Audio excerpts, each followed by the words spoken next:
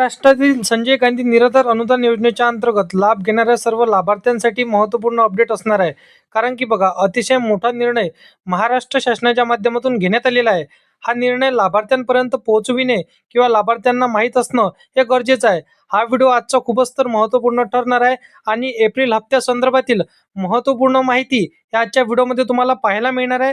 संपूर्ण काही डिटेलमध्ये माहिती तुम्हाला सांगतो. परंतु आपल्या चॅनलवरती जर का तुम्ही पहिल्यांदा आला असाल तर या चॅनलला सबस्क्राईब करून साईडला दिलेल्या बेल नोटिफिकेशनला नक्की प्रेस करून ठेवा, जेणेकरून सर्व शासकीय योजनांची माहिती ही सर्वात अगोदर तुमच्यापर्यंत पोहोचू शकेल. तर मित्रांनो बघा, संजय गांधी निराधार अनुदान योजनेच्या अंतर्गत प्रत्येक लाभार्थ्यांना शासनाकडून येणारी नवीन अपडेट, लेटेस्ट अपडेट हे तुम्हाला आजच्या व्हिडिओमध्ये मी सांगणार आहे.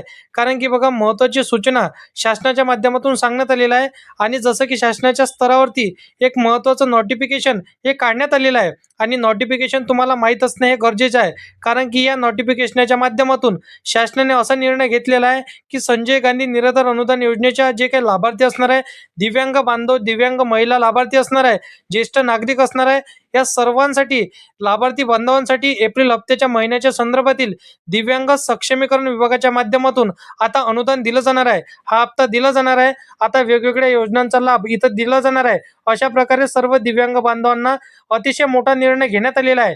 बघा, हा निर्णय म्हणजेच बघा, दिव्यांग सहाय्यक पोर्टलवरती नोंदणी करणं हे गरजेचं आहे. आता दिव्यांग सहाय्यक पोर्टलवरती नोंदणी केल्याशिवाय लाभ मिळणार नाही. त्याचबरोबर कोणताही जसं की योजनेचा सुद्धा लाभ घेत असाल तर तो देखील लाभ आपल्याला मिळणार नाही. म्हणजे जर आपण पाहायला गेलं तर बघा, दिव्यांग सहाय्यक पोर्टलवरती नोंदणी करण्यासाठी राज्य सरकारच्या माध्यमातून हा महत्त्वपूर्ण निर्णय घेण्यात आलेला आहे. कारण की बघा, आता दिव्यांग सहाय्यक पोर्टल हे ऑनलाईन पोर्टल सुरू करण्यात आलेलं आहे. या पोर्टलवरती सर्व दिव्यांग लाभार्थ्यांना माहिती एकत्रित करून इथं त्यांची सर्व माहिती गोळा करणे हे सरकारचा उद्देश असणार आहे. आपण जर पाहायला गेलं तर केंद्र म्हणजे सरकारने आणि राज्य सरकारने महत्त्वपूर्ण आता हे निर्देश ठरवलेले आहे की 30 एप्रिल 2026 पर्यंत सर्व लाभार्थ्यांनी या तारखेच्या आतीलच हे नोंदणी करून घ्यावं. किंवा बघा, दिव्यांग सहाय्यक पोर्टलवरती जर का तुम्ही नोंदणी केली नाही तर इथून पुढे तुम्हाला आता स्पष्टपणे सांगण्यात आलेलं आहे की इथून पुढे लाभ मिळणार नाही. आणि एप्रिल हप्त्या संदर्भातील महत्त्वपूर्ण हे निर्णय सरकारने घेतलेला आहे. जो लाभार्थी आता इथून पुढे म्हणजे केव्हा, आता 30 एप्रिलच्या आतीलच ज्यांनी त्या नोंदणी करेल त्यांनाच इथं लाभ मिळणार आहे. अदरवाईज त्यांना इथं लाभ मिळणार नाही. एप्रिल हप्ता देखील त्यांच्या खात्यावरती जमा होणार नाही, असं स्पष्टपणे सरकारने सांगितलेलं आहे. मित्रांनो बघा, हे महत्त्वपूर्ण निर्णय सर्व लाभार्थ्यांसाठी सरकारने घेतलेला आहे.